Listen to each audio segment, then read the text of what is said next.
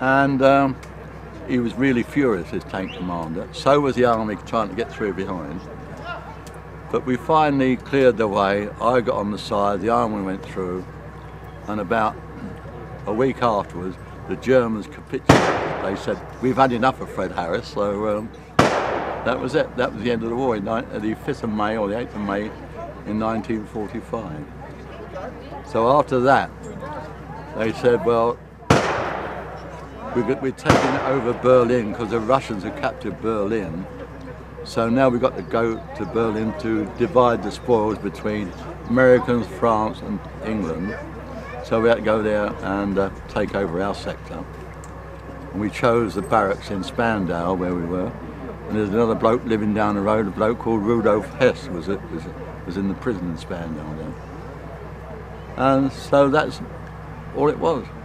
And a few months afterwards, they said, "Okay, you can go home now." So off we went. We said bye-bye to everybody, went home and saw my mum and things like that. And here we are back in Holland again, to these beautiful, beautiful people. We've never had so much hospitality from the country than the people of Holland. They are really delightful people. And we're glad we did liberate. Charlie, take over, please. Because otherwise I could bore you to death.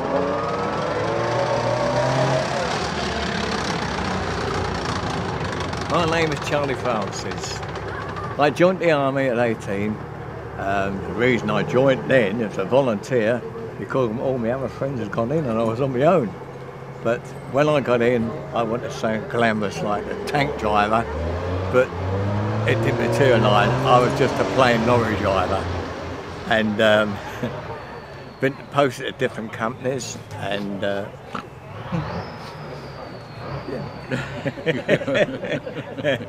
posted at different companies. And we moved up and down, as the same our friends said, we moved over England, different places, stayed at 3 months, then moved on. But the thing was, at that time, I was in a 7th Armoured, wasn't it? 7th Armoured. I was in the 7th Armoured. No, before you was in the 9th Armoured. 9th Armoured, he knows more about it than I do. And the 9th Armoured, which every time we moved, we used to have to pack all our ammo onto the truck and all our petrol on the truck, take it down to the railway depot, unload it on the trains, then when the trains went to wherever we were going, go down there and unload it all again and carry it like that. But anyway, because I was in the armoured, which I thought I was in armoured did, as I say, we went to different parts of the country. Then eventually, well, we was then called in one day and told us we had been posted. And we went to Bradford. Anyway, we go to Bradford and then we start getting issued different trucks, which was tippers. I don't know, a tipper lorry, which is a road building tipper lorry. And I thought, well, what's this wisdom in this? They're taking us out of an armoured brigade, put in a tipper company. Anyway, when it did start the invasion, we was moved down south and waiting, but we couldn't go no further because they couldn't get through Caen. And General Montgomery expected to relieve Caen in a day, but this went on for a couple of months. Anyway. Meanwhile, we bypassed Caen. We left them and said, well, we'll leave those to the corps troops that come with the army coming up beyond. And we just sort of went on, leaving them to sweep up. But the thing was, they'd bombed Caen so much that the heavy stuff couldn't get through the supplies.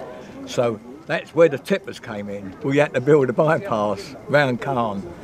What we used to do every morning, drive down to Bayeux, the quarry, pick up all the stones and such like, which we went for road building, come back again. But we used to race one another, how many loads we could do a day. So anyway, we built the bypass and that was it. Then from there, we started moving out.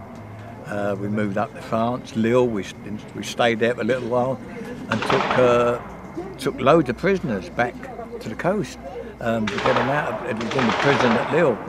Once we'd done that, we moved on again, moved up into France a bit more.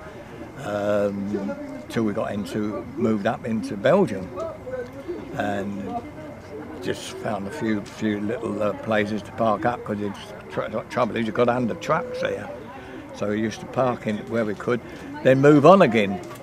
But then we moved into Brussels, and we stayed there for probably a couple of months, which then became civilised again, and what we was doing then was looking after officers, getting coal for them so they didn't get cold. Things like this, you won't believe it. And because at the time then the Ardennes was on and that, and as I say, it was a bad winter. But then from there, after we finished our little jobs there, that's all I call them, little jobs. I mean, I wanted to be a glamour boy, being up in front. But anyway, we got it. And then we moved up into Holland. We moved into Weert, which is a little school there. And but I must tell you this, I was no longer a driver. I then became a dispatch rider.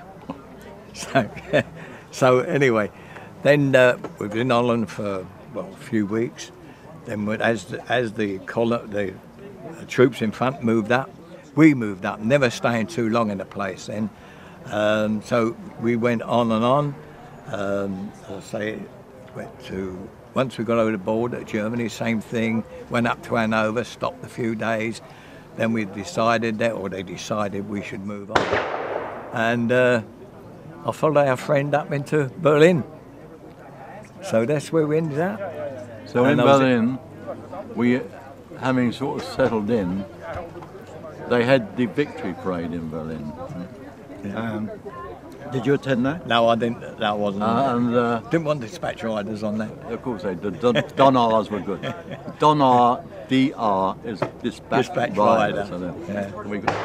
And so we had the victory parade in Berlin, where the greatest things that came up were these huge Russian tanks that had, guns on the front with a yard foot and a 6 square. They went on for miles and miles and miles before they come. And then after that, taking part in the victory parade there, I was sent home to take part in the victory parade in London, that was even more magnificent, because we had all the empire, the people that fought in the Far East took part as well, and that was a real magnificent parade. Okay, Charlie, get back to you.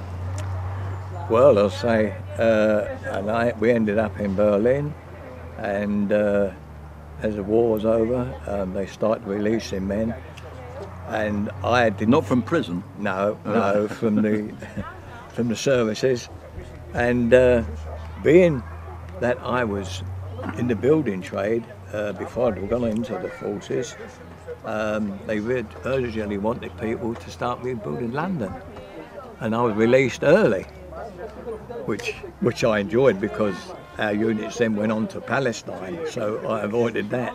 But and that was it. So when we finished with the army, I was back in Civvy Street as a plumber. So was it hard getting back to civilian life again? Was, yeah. I used to. I'd had a job, and it was all right, but sort of lunchtime and that, when you'd be loafing about, and you think so. Well, I didn't find it that way, because I found that when we came back into civilian life, the manpower had been used up, many people had been killed, and there was a shortage of men. I was fortunate, I got several jobs, and I finally became lucky, and I became a journalist.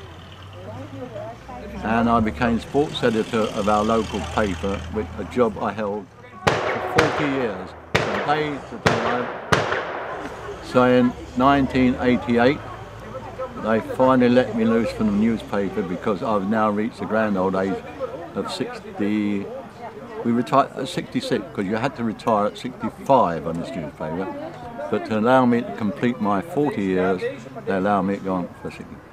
Then had I retired, I got a call from a newspaper in Fleet Street, the Sunday Mirror, to go and work up there. So I went up there to work for another 5 years. Anything else or not? It wasn't hard to just get to adjust? No, no, no. Or back to civilian life? No, no, it wasn't hard at all. The thing is this, that then you decide what you're going to do. You're going to get married, aren't you? Because I'm still single, still Simon Pure. And I was making... Girlfriends during the liberation? No, no, no. We fraternised. The thing is this, the order in Berlin was non-fraternisation. You can't fraternise. He did, not me. And I'm a very bad keeper of rules and regulations. You know, having done all this, we sort of said, we do what we want to do. You do what you want to do, and we'll do what we want to do. And I was making a phone call from the office to a girl to make a date for the night. And I couldn't get through on the something wrong with the telephone. I couldn't get through. So the telephone operator said, "I'm terribly sorry, sir. There's something wrong with this line. You'll have to ring back later on." Thank you very much. So later on, I tried again. Still the same thing. The same operator came on. "Terribly sorry, sir. With the line, you have to come on." And the third time, the same thing happened. She said, and I've got the same operator. She said, "I'm terribly sorry. I don't know what you're going to do." So I said to her, "What are you going to do? What are you doing tonight?" And we celebrated our 60th wedding anniversary last month. Yeah. So I'm suing the GP, the telephone people, for my 60 years of contented life. Okay, go on, carry on. Thank you. Well, you blocked me in mid. Well, I didn't block you. You can't text that one. You can't. No. But no, I had a job settling down. No, he asked why you settled down. He asked, and I was saying that manpower in that particular day. Yeah, it wasn't. It was shortage of manpower. It wasn't a case. I think the thing was You was looking for an easy job. No, I used to think everything was done for you. You got up in the morning, you had your breakfast. I walked outside, got in the vehicle, whatever, done whatever job I was in. Lunchtime, you sit around, you did your lunch. 4 o'clock, you finish. And you had one of those jobs, didn't you? Yeah, yeah. Well, 24 hours was a day. the job. It's 24 hours, but you was sort of off at 4 o'clock. And I don't know. I thought myself, gone back to my old job. Wish I hadn't have come out of the army, but it was too late then. But anyway, as I say, I gradually, after 4 or 5 weeks, started to pick up and that, and in fact, in 1946, that's when I got married. And another bad year. I'd had a girlfriend before I got in the army. Who was only 16 or 16, and I was 17 when we met. So when I got home, she was still there for me. And in 1946, in August, we got married, and then I had to work. And then we had a family, so I ended up with 4 great children. So that was my life, all part. Yeah. So I've now got 5 children,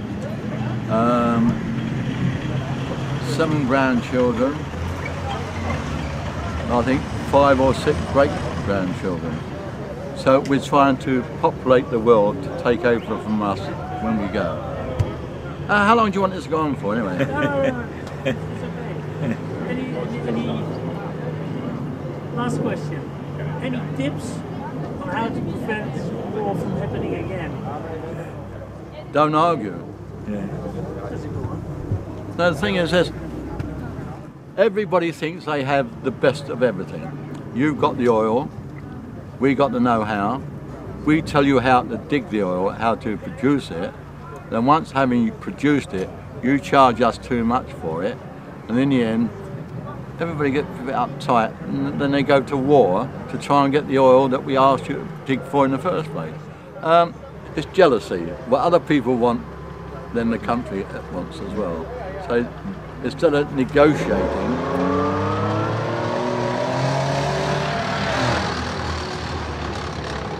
negotiating is the password to peace. Once you can settle the arguments, then you don't fight anymore, hopefully.